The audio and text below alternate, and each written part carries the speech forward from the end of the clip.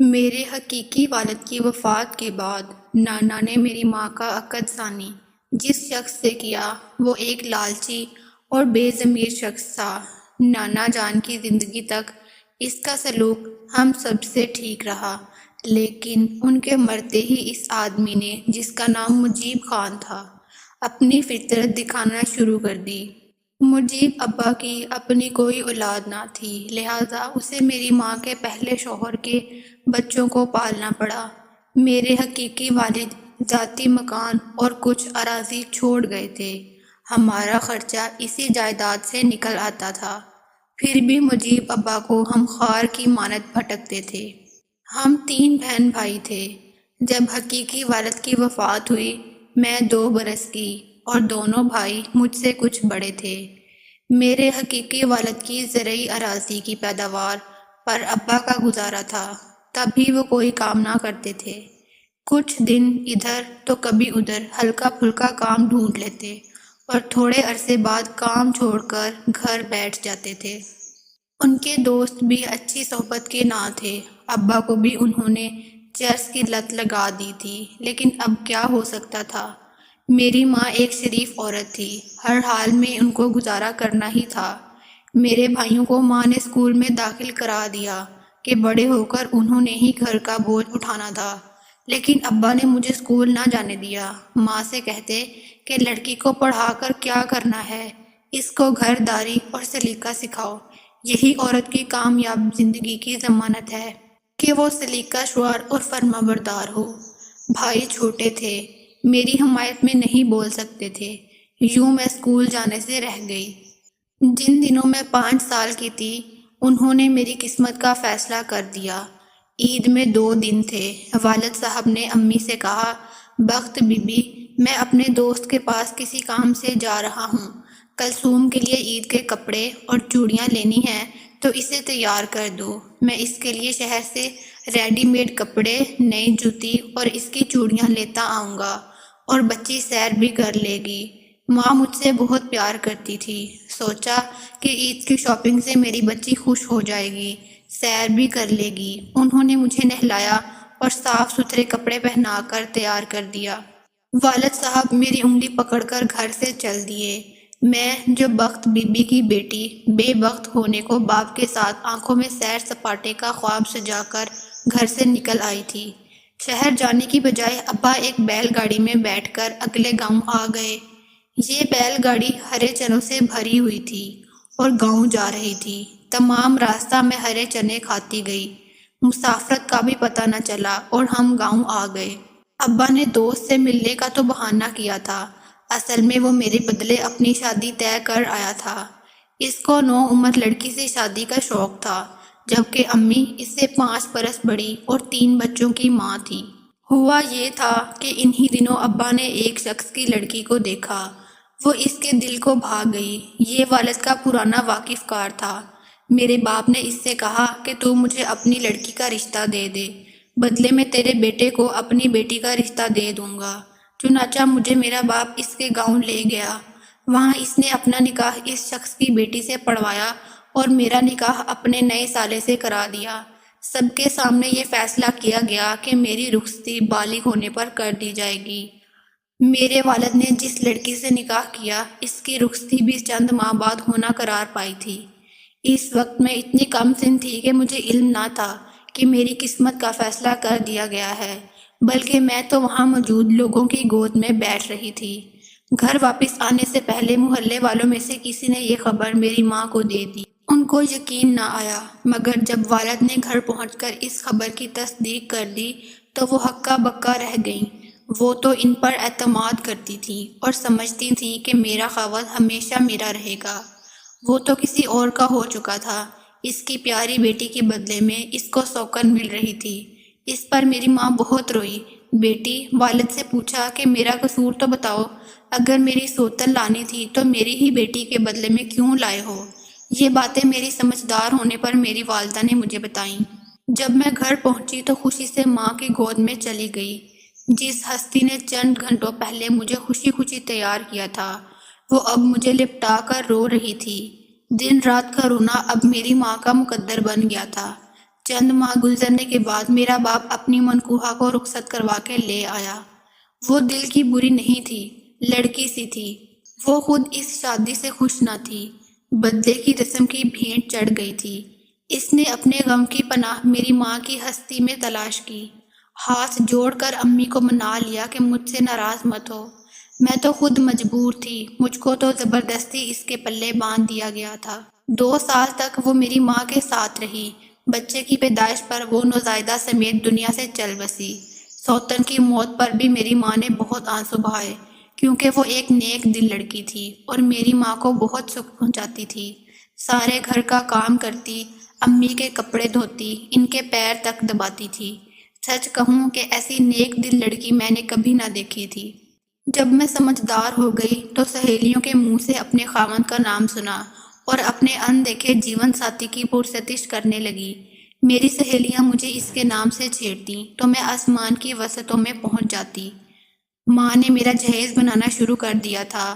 میں 16 برس کی ہو گئی تو سسرال والوں نے رخصتی کا مطالبہ کر دیا۔ باپ نے ٹال مٹول سے کام لیا۔ کئی سال تک سسرال والے تقاضا کرتے رہے اور ابا انکار کرتے رہے۔ آخر وہ لوگ تنگ آ گئے، کہا کہ تم اپنی بیٹی کو رخصت کیوں نہیں کرتے، جبکہ وہ اب بڑی ہو گئی ہے۔ میں اپنی بیٹی کو رخصت نہیں کروں گا، وہ ابھی چھوٹی ہے۔ جب میری مرضی ہوگی تب رخصتی دوں گا۔ تم لوگوں کو جلدی ہے تو طلاق دے دو۔ وہ بولے طلاق کی بات کیوں کرتے ہو، جبکہ رشتہ بدلے کا تھا اور ہم نے اپنی بیٹی وعدے کے مطابق وقت پر رخصت کر کے تمہارے حوالے کر دی تھی۔ اب وہ میرے پاس تو نہیں ہے نا، اس کی عمر اتنی ہی تھی۔ موت حیات تو اللہ کے ہاتھ میں ہے، ہم نے تو زندہ رخصت کر کے دی تھی۔ اب اگر انتقال کر گئی ہے تو اس کا مطلب یہ نہیں کہ تم اپنی بیٹی کی رخصتی نہ دو۔ مگر ابا کے دل میں فتور آ چکا تھا، وہ اپنے وعدے سے منحرف ہو گئے۔ بولے کہ میں نے طلاق لینی ہے اور میں اس کے لیے عدالت تک جاؤں گا، تم سے جو ہو سکتا ہے کر لو۔ گاؤں کے لوگوں نے بھی سمجھایا کہ وہ شریف لوگ ہیں، تم بیٹی کا نکاح کر چکے ہو، اپنے وعدے سے مت پھرو۔ مگر والد نے موقف اختیار کیا کہ جب میری لڑکی 4-5 برس کی تھی تب نکاح ہوا تھا، حالانکہ اس عمر میں لڑکی کا نکاح نہیں ہوتا۔ اس کے بدلے والی جو میری گھر والی تھی وہ بھی مر گئی ہے، میرے پاس تو کچھ نہ رہا۔ اب اسی وجہ سے میں عدالت جاؤں گا۔ بہرحال ابا عدالت سے مجھے طلاق دلوانے میں کامیاب ہو گئے۔ کچھ عرصہ بعد وہی کیا جو وہ چاہتا تھا۔ میرے بھائی عبدل کے نکاح کے بدلے کسی اور گھرانے میں بدلے کی رسم دہرا دی گئی اور میری بھابھی کے بھائی سے میرا نکاح کر دیا گیا۔ بھائی کی دلہن رخصت ہو کر گھر آ گئی، مگر اس دفعہ بھی میرے والد نے میری رخصتی نہ کی، بلکہ سسرال والوں سے 1 سال کی مہلت مانگ لی۔ بھابھی کا بھائی جس سے میرا عقد ثانی ہوا تھا، کسی لڑکی کے عشق میں گرفتار تھا۔ اس نے مجھ سے صرف اس لیے نکاح کیا تھا کہ اس کی بہن کی شادی وٹے سٹے کے بغیر نہیں ہو سکتی تھی۔ ابا کو جب اس امر کا علم ہوا کہ وہ مجھ سے شادی نہیں کرنا چاہتا تو اس کو بڑی خوشی ہوئی۔ اس نے ماں سے کہا، یہ اچھا ہوا، اب میں اس لڑکے سے کہتا ہوں کہ حق مہر کی آدھی رقم دے دو، ہم تم سے خلا لے لیتے ہیں، اس طرح تم اپنی پسند کی شادی کر لینا اور ہم اس رقم سے اپنی بیٹی کی کسی اور جگہ شادی کر دیں گے۔ جب میرے چچا نے یہ سنا تو کہا، مجیب شرم کرو، بیٹی بکاؤ چیز نہیں ہے، تم لڑکے سے کیا بات کرنے چلے ہو، اس کے بزرگوں سے بات کرو جن کی مرضی سے رشتہ ہوا تھا۔ کیا دوبارہ خلا کے لیے بیٹی کو عدالت لے جاؤ گے؟ جو بات کرنی ہے کچہری میں جانے کی بجائے زبانی غلامی کر لو یا برادری کو ہمراہ لے لو۔ لیکن ابا کے دل میں تو لالچ نے گھر کر لیا تھا، انہوں نے کسی کی نہ مانی اور ان لوگوں سے جان بوجھ کر پھڈا کر کے طلاق کا مطالبہ کر دیا۔ میری ماں رونے لگی کہ اب میری بیٹی کو دوبارہ طلاق مت دلواؤ بلکہ خوشی خوشی رخصتی دے دو۔ اس پر ابا نے جوتا اٹھا کر میری ماں کو مارا تو وہ بیچاری سسک کر چپ ہو گئی۔ ابا ایک بار پھر مجھے عدالت لے گیا، کچہری اور تحصیل کے چکر لگنے لگے۔ مجھے کہا عدالت میں یہ کہنا ہے اور یہ کہنا ہے، اور میں دعا کرتی کہ خدا کرے یہ باتیں مجھے منو ان یاد رہ جائیں، ورنہ یہ گھر آ کر میری کھال ادھیڑ ڈالیں گے۔ سال بھر کچہری کے چکر لگتے رہے۔ جس سے نکاح ہوا تھا اس نے عدالت میں بیان دیا کہ میں کسی سے عشق نہیں کرتا، کلثوم میری منگوہا ہے، میں اس کے ساتھ زندگی بسر کرنا چاہتا ہوں، لیکن میرا باپ ڈرا ڈرا کر وہی بیان دلواتا تھا جو وہ چاہتا تھا۔ بالآخر اس بار بھی وہ مجھ کو خلا دلوانے میں کامیاب رہا۔ وہ میرے تیسرے نکاح کی تیاریاں کرنے لگا تو ماں نے کہا، کلثوم تو خود سے کہہ دے کہ اب میں نکاح نہیں کروں گی، بس بہت ہو گیا۔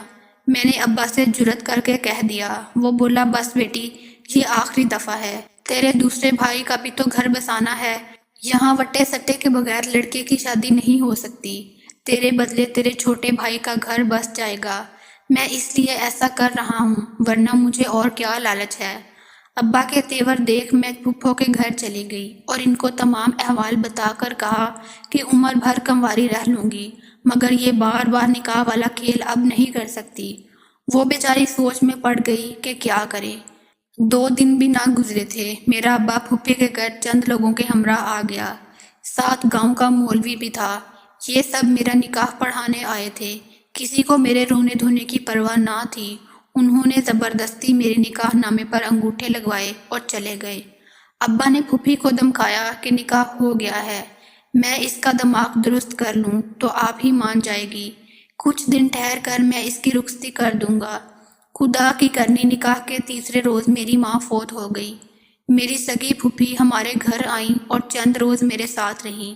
انہوں نے میرے بھائیوں سے کہا کہ تمہارا باپ بے غیرتی پر اتر آیا ہے، تمہارے گھر آباد ہیں، مگر اس کا اپنا گھر خالی ہو گیا ہے، اب یہ تیسری شادی ضرور کرے گا، لہٰذا تم کلثوم بی بی کو جلد از جلد رخصت کرنے کی کرو، ورنہ یہ پھر اس کو طلاق دلوا کر اس کے ذریعے اپنی شادی کا سامان کرے گا۔ یہ بات 16 آنے صحیح تھی، سو بھائیوں نے میری نگرانی شروع کر دی۔ انہوں نے بھی میرے تنسیخ نکاح کی مقدموں کی وجہ سے کافی خواری اٹھائی تھی۔ بڑے بھائی کی سسرال والے اب تک ناراض تھے، یہ تو بھابھی نے ہمت کی اور اپنا گھر نہ ٹوٹنے دیا، ورنہ ابا تو اس کی بھی طلاق کروانے پر تلے ہوئے تھے۔ دونوں بھائیوں نے صلاح کی کہ اگر ابا اس بار بھی کلثوم بی بی کی رخصتی پر جلد راضی نہ ہوئے تو ہم اس کو مکان کے ایک کمرے میں بند کر کے تالا لگا دیں گے اور اپنی بہن کی رخصتی کر دیں گے۔ میرے سسرال والے جلد رخصتی کا مطالبہ کر رہے تھے، ادھر دونوں بھائی اپنے ابا پر دباؤ ڈال رہے تھے۔ ابا ہر بات کے جواب میں کہتا، تم لوگوں کو اتنی کیا جلدی پڑی ہے، بیٹی کی شادی دھوم دھام سے کروں گا، اچھا جہیز دوں گا، ذرا تیاری تو کر لینے دو، سوچنے سمجھنے کا موقع تو دو۔ بھائی بولے، ابا اب تم کیا سوچو گے، کلثوم کے نکاح کرنے سے پہلے سوچنا تھا، مگر ابا نے دل میں کچھ اور ٹھانی ہوئی تھی۔ ادھر بھائیوں نے اپنے طور پر میری رخصتی کی تیاریاں شروع کر دیں اور کہا کہ دیکھتے ہیں اب ہم کون روکتا ہے۔ ابا کی نیت میں فطور تھا، اس نے سوچا لڑکے بڑے ہو گئے ہیں، اب یہ میری چلنے نہیں دیں گے۔ بس ایک روز اس نے میری پھپھی کو تیار کیا، کلثوم بی بی کو شہر لیے جا رہا ہوں تاکہ تم میری بیٹی کے جہیز کے جوڑے خریدنے میں مدد کر سکو۔ پھپھی ان کی باتوں میں آ گئی، چلو اب کسی طور اپنی گھر کی ہوگی۔ بھائیوں کو ان پر اعتبار تھا، سو منع نہ کیا اور میں پھپھی کے ساتھ ان کے گھر چلی گئی۔ وہاں ابا پہلے سے موجود تھا، وہ ہمیں لے کر بازار آیا، وہاں پھپھی کو ایک واقف کے گھر بٹھا دیا اور کہا کہ تم ٹانگ سے لنگڑی ہو، بازار میں رش ہے، وہاں کہاں چل سکتی ہو، میں کلثوم کو اپنے دوست کی بیوی کے ساتھ لے جاتا ہوں، یہ اپنی پسند کے جوڑے خرید لے گی۔ پھپھی بیچاری ہانپتی کانپتی رہ گئی اور ابا مجھے بازار لے آیا، چند جوڑے دلوائے، پھر اس عورت کو جس کو وہ اپنے دوست کی بیوی کہہ رہا تھا گھر بھجوا دیا کہ پھپھی کو کہنا وہ گھر چلی جائے، ہمیں خریداری میں دیر لگے گی، میں کلثوم کو لے کر ان کے گھر آ جاؤں گا۔ بازار میں ایک سفید رنگ کی ویگن تیار کھڑی تھی، ابا نے مجھے اس میں بٹھایا، خود آگے کہیں جا کر اتر گیا اور میں اس میں بیٹھی رہ گئی۔ میں سمجھی وہ پانی پینے اترا ہے، حسرت سے باپ کو ڈھونڈتی رہ گئی۔ دراصل اس نے ان لوگوں سے 8 لاکھ روپے کھڑے کیے اور رقم جیب میں ڈال کر چلا گیا۔ پھپھی جب گاؤں پہنچی تو وہ رو پیٹ رہی تھی۔ ابا نے اس کو سمجھا دیا تھا کہ کہنا کہ کلثوم میرے گھر آئی اور تھوڑی دیر بعد ہی باہر چلی گئی، وہ کسی کے ساتھ بھاگ گئی ہے، ہر ایک سے یہی کہنا ورنہ تیری جان نکال دوں گا۔ پھپھی ابا کے ڈر سے ہر ایک سے یہی بات کہتی تھی کہ وہ کسی کے ساتھ بھاگ گئی ہے۔ بھائی اس بات پر یقین نہیں کرتے تھے، مگر وہ کلہاڑی مارتے تو کس کو مارتے۔ پھپھی بیچاری بوڑھی اور ابا گھر پر تھا ہی نہیں، نہ جانے کدھر غائب تھا۔ ادھر سسرال والوں کو بھی کچھ کہنا تھا۔ اس بار طلاق کا کیس آسان نہ تھا۔ وہ ان سے کہتے ابا کسی کام سے پشاور گئے ہیں، آ جائیں تو بات کرتے ہیں۔ وہ خون کے گھونٹ پی کر خاموش ہو بیٹھے۔ ابا کراچی چلا گیا، وہاں ایک 16 سالہ بنگالن چھوکری کو خرید کر اس سے نکاح کر لیا اور کراچی میں ہی رہنے لگا۔ ان دنوں کراچی میں بنگالی لڑکیوں کی خرید و فروخت کا کاروبار زوروں پر تھا، جن کو ان کے دلال بنگال سے اسمگل کر کے بردہ فروشی کرتے تھے۔ ویگن والے مجھے کوئٹہ لے آئے۔ یہاں پہاڑی علاقے کے آدمی نے مجھ سے نکاح کر لیا۔ میں نے بہت کہا کہ میرا نکاح ہو چکا ہے اور نکاح پر نکاح جائز نہیں، لیکن ان لوگوں کو میری کوئی بات سمجھ میں نہ آئی۔ انہوں نے مجھے خریدا تھا، سو میں ان کی باندھی تھی۔ ادھر میرے باپ نے میرے نئے سسرال والوں کے ساتھ مل کر تھانے جا کر اپنے کچھ مخالفوں کے نام پر میرے اغوا کا پرچہ درج کروا دیا۔ ادھر میں پہاڑوں میں 6 سال قید رہی۔ ان دنوں کا کیا حال لکھوں کہ زمین کانپ اٹھے، کیسے کیسے عذاب وہاں نہ تھے۔ ہم بے شک امیر نہ تھے، مگر تھوڑی سی زرعی اراضی سے اتنا اناج اور روپیہ آ جاتا تھا کہ پیٹ بھر سکون کی روٹی کھا کر سو جاتے تھے۔ مگر یہاں تو جوار کی سوکھی روٹی کے سوا کچھ نہ تھا۔ بے آب و گیا، کالے دیو جیسے پہاڑ۔ ان پہاڑوں میں ایسے لوگ رہتے تھے جو برسوں نہیں نہاتے تھے، چند ماہ میں ایک بار نہا لیتے۔ ان کے جسموں سے ایسی بو آتی تھی کہ مجھے ابکائی آ جاتی تھی۔ رفتہ رفتہ میں بھی اس کی عادی ہو گئی، کیونکہ میرے سے بھی اب ویسی ہی بو آتی تھی۔ میں بھی مہینوں نہانے کو ترستی تھی۔ روکھی سوکھی روٹی، پیاز اور بھیڑ کی دودھ کی لسی سے نوالے نکلتے میرے حلق میں چھالے پڑ جاتے تھے۔ یہاں کوئی عورت بیمار ہو جاتی تو وہ مر جاتی، مگر اسے علاج کو نہ لے جاتے۔ یہاں کی زندگی کتنی کٹھن تھی۔ میں نے سوچ لیا واپس جانے کی امید بیکار ہے، اب یہیں جینا ہے اور مرنا ہے۔ ابا کو بد دعائیں دیتی تھی، جس نے بڑھاپے میں نئی دلہن کا ارمان پورا کرنے کے لیے مجھے بیچ دیا تھا۔ خدا چاہتا ہے کہ انسان اس کی رحمتوں سے مایوس نہ ہو۔ 6 سال بعد جب میں بالکل مایوس ہو چکی تھی، ایک بار مجھے پہاڑ سے شہر کے اسپتال جانے کا موقع ملا، جہاں میرے شوہر کی بیمار ماں کو ہسپتال میں داخل کرایا گیا تھا۔ اس کے گردے کا آپریشن ہونا تھا۔ اتفاق سے مجھے نرس سے اکیلے میں بات کرنے کا موقع مل گیا۔ میں نے اس سے منت کی کہ تم کسی طرح اس پتے پر میرے بھائیوں کو اطلاع کر دو، آ کر مجھے یہاں سے لے جائیں۔ وہ رحم دل لڑکی تھی، اس نے گھر جا کر اپنے باپ کو بتایا۔ اس کا باپ اسی وقت میرے بھائیوں کے پاس چلا گیا اور میرا پیغام ان کو دیا۔ وہ اس کے ساتھ شہر آئے اور فوراً ڈی سی صاحب سے ملے۔ وہ میرا نکاح نامہ بھی ساتھ لائے تھے۔ اس طرح انہوں نے مجھے برآمد کرا کر میرے بھائیوں کے حوالے کیا اور مجھے ظالموں کے چنگل سے رہائی دلائی۔ ابا کا پتہ چلا کہ وہ کراچی میں ایک ٹریفک حادثے میں انتقال کر چکے ہیں۔ اب کون ان کا بال بکا کر سکتا تھا، پر ایک معجزہ ہی تھا کہ میں دوبارہ اپنے گھر واپس آ گئی۔ جب میں گھر پہنچی میری حالت بری تھی۔ عورتیں مجھے دیکھنے آئی تھیں اور افسوس کرتی تھیں۔ ان سے بھائیوں نے یہی کہا تھا کہ یہ شہر میں بازار کی بھیڑ میں گم ہو گئی تھی اور والد سے بچھڑ کر رستہ بھول گئی تھی۔ جن لوگوں سے رستہ پوچھا وہ اسے اٹھا کر لے گئے۔ یہ ان کے چنگل میں تھی۔ فرق یہ تھا کہ انہوں نے اس سے جبری مشقت نہیں لی، بلکہ خاتمہ بنا کر رکھا۔ یہ معاملہ میرے بھائیوں نے میرے سسرال میں جا کر بتایا۔ وہ لوگ مجھے دیکھنے آئے اور میری حالت دیکھ کر یقین آ گیا۔ انہوں نے ہم کو معاف کر دیا۔ طلاق تو وہ دے ہی چکے تھے اور جس سے نکاح ہوا تھا اس نے شادی بھی کر لی تھی۔ اس کے بعد میں بھائی بھابھیوں کے ساتھ رہنے لگی۔ بھتیجے بھتیجیاں مجھ سے پیار کرنے لگے۔ مجھ کو ایک نئی زندگی مل گئی۔ صد شکر کہ میں ان رشتوں کے درمیان اپنوں میں ہوں، ان کی موجودگی میں ہوں، خود کو تہی دامن نہیں سمجھتی۔